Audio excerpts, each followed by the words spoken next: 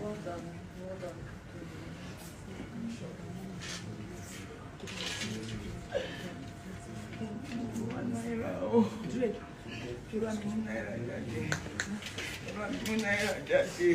Ẹ bá mi wá náírà àlèdá wá.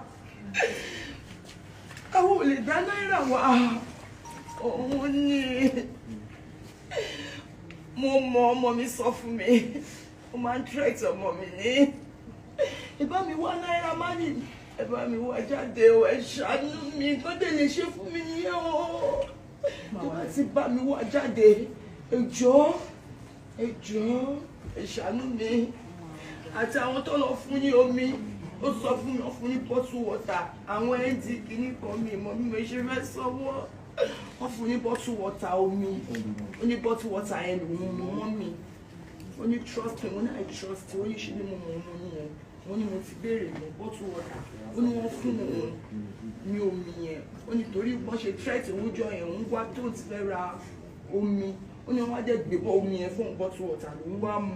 Ó ní tó ń ṣe mu bottle water yẹn. Ó ní community bẹ̀rẹ̀ sí ṣe òun. Ó ní òun ò mọ nǹkan tó ń ṣe òun mọ́. Ó ní mo ní ọmọ mi máa kí ó ti dá ẹ̀. Mo máa nà tó bá ti lọ sí show tó yẹ kó lọ kò ní lè lọ. Ó máa nà ni. Àti Samlarry mi mẹ́ tó ń pè bẹ́ẹ̀. Mi mọ̀ èèyàn kankan. Mi mọ̀ alágbára kankan. Ṣùgbọ́n mo ti rí báyìí. Ẹ ti promise mi ẹ bá mi wá náírà jáde o. Náírà jáde jọ. Ó fọmọ mi ṣẹrú ni títí. Ìbọn mi wá jáde nígbà tí ọmọ mi wà lọ́dọ̀ náírà. Ó fún mi ní owó kankan o. Àfìgbà tó kọ ẹjọ́ ẹ bá mi wá jáde. Ọmọ mi ló máa sọ pé kí n má jẹ́ kó pa mí.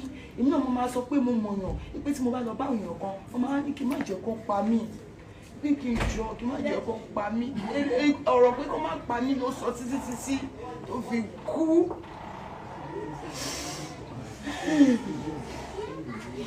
Ṣàánú mi.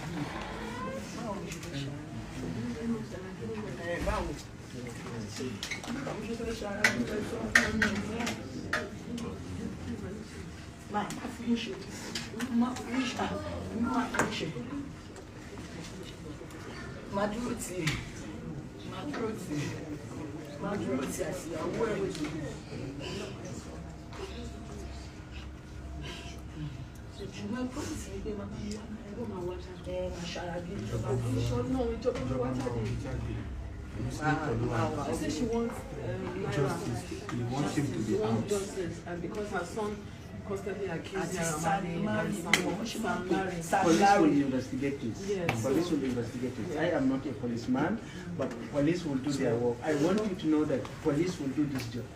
Police will do their job. And nobody that is actually found guilty. We will ask the relevant questions.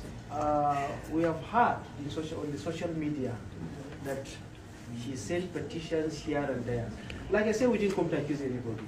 We just got call out on a cutlass visit, and we are calling on the Nigerian police to do a diligent investigation so that it can lead also diligent prosecution.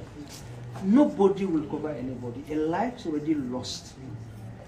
Not just the life that is lost, not just his death, but the circumstances, the incidents that led his death. We have heard a lot of stories that he has been living in fear, that he has been molested, he has been running from pillar to post. So this thing will be investigated by the police. And anybody that's found wanting, the law will take its full course. This is from me. This is just something small.